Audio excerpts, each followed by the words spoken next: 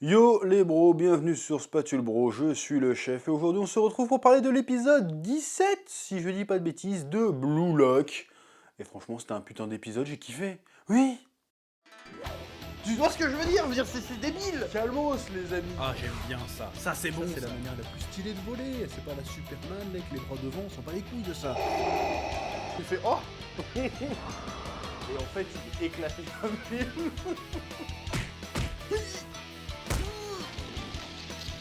Je sais pas ce qui m'a pris là. Là, j'ai craqué. L'épisode nous montre la suite de la confrontation entre l'équipe d'Isagi, qui est composée d'Isagi, de Nagi et de Baro, qui fait face aux anciens coéquipiers d'Isagi lors de la première phase d'élimination, à savoir Shiragi, je crois que c'est ça, le mec aux cheveux roses, Kanagami, je crois que c'est ça, le mec qui ressemble à Ishigo Kurosaki de Bleach, et enfin Reo, je crois que c'est ça, le mec aux cheveux violets qui était le camarade de Nagi dans la phase précédente de qualification. Un match très dur, très serré, et que j'ai trouvé très intéressant parce que j'ai remarqué qu'en fait, c'est un manga, un animé, même si le manga je l'ai pas trop lu, mais l'animé réussit à rendre le foot badass. C'est-à-dire qu'il y a des moments vraiment très très badass, sans pour autant trop exagérer le football. C'est-à-dire que par exemple, parce que le manga référence que j'ai en matière de manga de foot, c'est Captain Tsubasa. Bah, Captain Tsubasa, ça rend les persos badass, ça rend le football badass, mais en le rendant surréaliste. C'est-à-dire que tu vas avoir Mac Landers qui va tirer depuis la surface de réparation de sa propre équipe et qui va réussir à écloper un gars tellement il tire fort, ou qui va tordre les, qui va tordre les poteaux avec la balle tellement il tire fort, tu vois, c'est débile, c'est pas possible, ça n'existe pas. Ou le tir de la feuille morte dans la vraie vie ça n'existe pas, c'est débile, tu vois. Ou tu vas avoir Ed Warner, ouais je mets même pas les vrais noms japonais, je m'en bats les couilles. Tu vas avoir Ed Warner qui rebondit sur les poteaux pour rattraper rattraper un tir, ça n'a aucun sens, tu vois. Or que là, c'est badass, bah, c'est exagéré aussi, parce que la mise en scène fait que c'est exagéré, mais en même temps, c'est badass dans l'idée, si tu veux. C'est pas visuellement badass, même si par la mise en scène c'est visuellement badass, mais c'est pas trop exagéré, ça reste vraisemblable, et du fait que ça soit vraisemblable, c'est encore plus stylé, encore plus impactant, je trouve, que si on les voyait tirer des dragons de feu ou faire des pirouettes impossibles, si tu vois ce que je veux dire. Oui. Genre, tout le passage où Isagi décide de vas-y Baro tu me casses les couilles, tu veux pas jouer avec nous, tu veux en faire qu'à ta tête, bah vas-y je vais faire comme toi et je vais t'utiliser pour moi me mettre en valeur et tu vas rien comprendre, tu vas rester sur le carreau et il fait sa technique qui est plutôt cool, il réussit à marquer et là super stylé, et le Baro il a trop le démon et puis il va le voir et fait ouais continue à jouer comme tu veux mais nous gêne pas, espèce de nulos, tu vois. Bon, c'est nul de traiter les gens de nulos, mais... Enfin, comment dire, c'est pas très badass, genre nulos, j'aurais dit grosse merde, tu vois. Mais bon. Et là, le Baro, il pète un câble, oh. Et là, le Isagi, il passe trop pour un badass, il fait, oh putain, au début, il était tout gentil et tout, puis là, il fait, vas-y, c'est toi la merde, en fait. Et là, il est trop balèze, il fait, oh, le gars a réussi à se servir d'un mec a priori plus fort que lui, et en plus, il le traite comme une merde derrière. Mais vas-y, tu veux te prendre pour le roi? Bah, t'es qu'une merde, t'es le roi des merdes, en fait. Et là, le personnage devient trop stylé. Tu lui dis, oh, quelle badassité, j'ai eu des petits frissons de badassité. Même quand Nagi, il arrive et puis qu'il arrive à mettre Shiragi, je crois que c'est ça, le mec aux cheveux roses dans le vent en faisant un amorti, tu fais, oh, c'est trop stylé, tu vois. Donc ça réussit à rendre le foot badass sans être clownesque, et je trouve ça cool.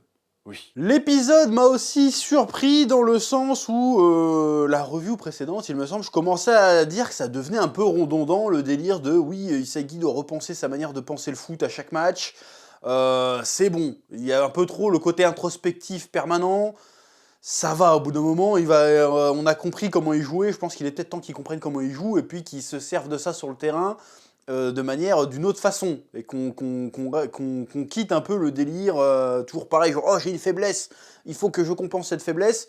Au bout de 17 épisodes, 17 ou 18 épisodes, on a compris, quoi. Et là, justement, dans cet épisode, ça a fait un peu ce que j'attendais, c'est-à-dire qu'il est plus en train de se dire « Mais quelle est ma faiblesse ?» Il fait genre « Non, comment je peux utiliser au mieux mes capacités pour gagner le match ?» Alors, c'est la différence, tu vas me dire, elle est pas énorme, mais en fait, si, ça fait beaucoup de choses. C'est-à-dire que là, il est plus en train de se dire à lui-même « Oh non, qu'est-ce que je dois améliorer, machin, c'est comment je joue au foot ?» Il fait « Non, comment mon jeu peut m'amener à gagner par rapport aux autres joueurs ?» Et là, c'est beaucoup plus intéressant. C'est-à-dire qu'il y a une problématique propre au match Et comment il va résoudre cette problématique? C'est pas une problématique propre à lui-même, c'est une problématique propre aux situations de jeu auxquelles il est confronté. Et ça devient tout de suite beaucoup plus intéressant, en fait. Alors je dis pas que c'est pas intéressant quand il est en mode introspection, il doit découvrir son propre football.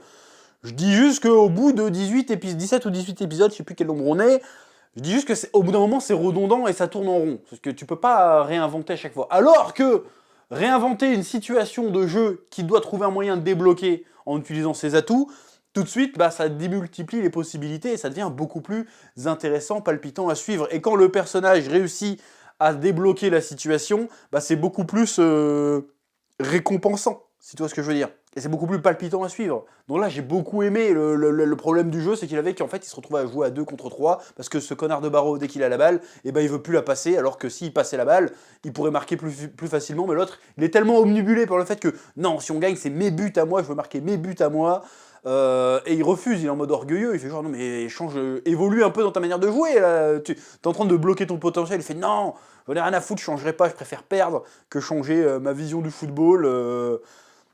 Bon, c'est un trou de balle. Mais il dit un truc intéressant, il fait de toute façon, Isagi, tu viens de me dire ça, mais en fait, toi, ce qui t'arrange, c'est que je fasse en sorte de te faire passer la balle pour que toi, tu puisses marquer des buts et jouer au football comme toi, t'as envie de jouer au football. Donc finalement, t'es aussi égoïste que moi, t'es un hypocrite. Et à partir de là, Isagi fait, ah ouais, je suis un hypocrite. Non, c'est vrai, t'as raison, t'es un hypocrite. Je suis un hypocrite. Nique ta grand-mère. En fait, continue à jouer comme tu veux et je vais me servir de ça pour gagner, en fait. Voilà, je vais t'utiliser. Parce que toi, ton jeu, c'est d'utiliser les autres pour marquer. Genre les autres doivent te servir, et ben non, je vais me servir de toi. Je vais te montrer comment t'es une grosse merde, et je vais te faire goûter la défaite, même en faisant gagner le match. Je vais te faire goûter la défaite, parce que je sais pas s'ils vont gagner le match, mais j'imagine qu'ils vont gagner le match. Même, même dans la victoire, je vais te faire goûter à la défaite. Du coup, tu seras bien obligé de revoir ta copie, espèce de bâtard. Je vais trouver ça plutôt intelligent, plutôt subtil. Et encore une fois, palpitant à suivre. Et surtout que tu vois tous les personnages évoluer en fait. Le Shiragi là qui dit attends, je cours super vite mais je suis obligé de ralentir pour contrôler le ballon. Il fait bah non, nique sa mère, je contrôle plus le ballon, je continue à courir comme un bâtard, il va super vite et c'était stylé. C'était stylé. Donc voilà, l'épisode était cool, j'ai bien aimé cette évolution et je suis très curieux de voir. Parce qu'en fait, comme je l'ai déjà dit, j'avais peur que ça devienne très très redondant. Mais le fait qu'on débloque enfin cette situation et qu'on part juste, il y a des situations de jeu, des problématiques de jeu, il faut les résoudre.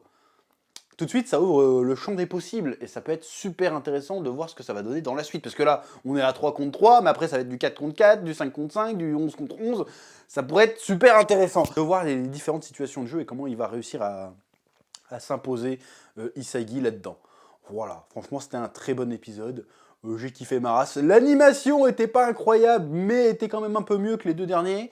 Donc voilà, pour l'instant, je suis plutôt satisfait de cet épisode, j'ai pris beaucoup de plaisir, et très curieux de voir comment tout cela va se terminer, et quels personnages vont rester un peu sur le carreau avec cette histoire.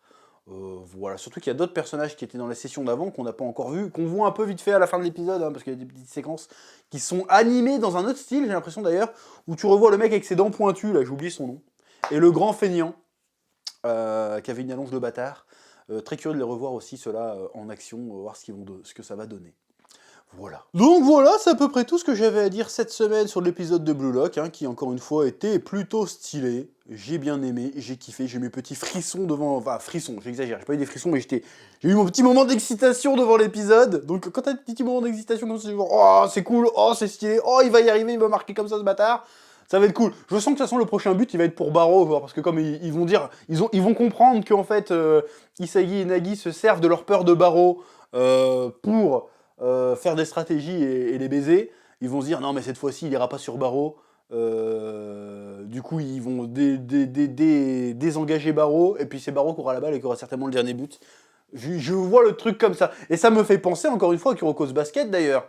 Ouais, j'ai dit que j'avais fini, mais en fait j'ai pas fini. Parce que dans Kuroko's Basket, j'ai oublié le nom des personnages, mais il y a Kuroko's en fait, il fait la même chose. Il se sert de la peur qu'inspire le grand là qui marque des buts, et pour faire ses tactiques à lui en fait. Et là on était un peu dans la même configuration. Du coup c'est pour ça que j'ai un peu pré-shot ce qu'il allait faire, mais en tout cas c'était quand même bien fait, c'était intéressant, c'était fait d'une manière différente, même si le principe reste plus ou moins le même. Donc c'était plutôt cool.